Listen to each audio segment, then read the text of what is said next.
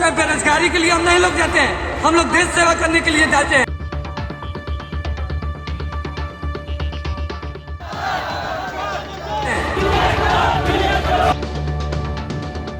एक तरफ जहां देश का युवा विरोध कर रहा है, वहीं दूसरी ओर सरकार भी उन्हें मनाने की कोशिश कर रही है। कभी ट्विटर पर अग्निवीर बनने के फायदे गिना रही है, तो कभी अग्निवीर स्कीम ज्वाइन करने वालों की उम्र सीमा को बढ़ा रही है। डर है तो बस एक बात का कि कहीं ये उम्र बढ़ाने की स्कीम सरकार पर ही उल्टी ना पड़ जाए।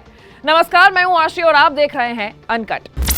राजनाथ सिंह ने सिर्फ इस बार के लिए अग्निवीरों की उम्र सीमा को बढ़ाकर 21 से 23 साल कर दी है। अब आपका सवाल यहाँ ये होगा कि ये दाव सरकार पर उल्टी कैसे पड़ेगी।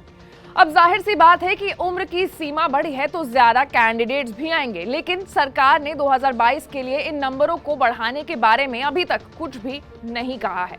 And according to the recruitment data shared by the Ministry of Defence with Parliament in March this year, साल 2019 से 20 में 80,572 सबसे ज्यादा सैनिकों की हायरिंग हुई है, जो कि लास्ट 7 इयर्स में सबसे ज्यादा है। और 2015 से 2020 में 50,000 से अधिक सैनिकों की भर्ती हुई है डेटा के अनुसार। और अगर हम 2019 से पहले का डेटा देखें तो 2015 से 16 में कुल 71,804 सैनिकों की भर्ती हुई है। 2016 से 17 में घटकर यह आंकड़ा 52,447 हो गया और 2017 से 18 में भर्ती की संख्या 50,000 के करीब हो गई। इसके बाद 2018 से 19 में यह आंकड़ा बढ़कर 53,431 हो गया। और सबसे ज्यादा भर्ती सेना में साल 2019 से 20 में हुई थी, जब सेना ने रैलियों के जरिए 80,572 भर्तियां की थी। और इस बार अग्निपथ स्कीम के जरिए करीब 46,000 सैनिकों की भर्ती होनी है, जिसमें से ये डिवाइड होकर नेवी, एयरफोर्स और आर्मी में शामिल होंगे।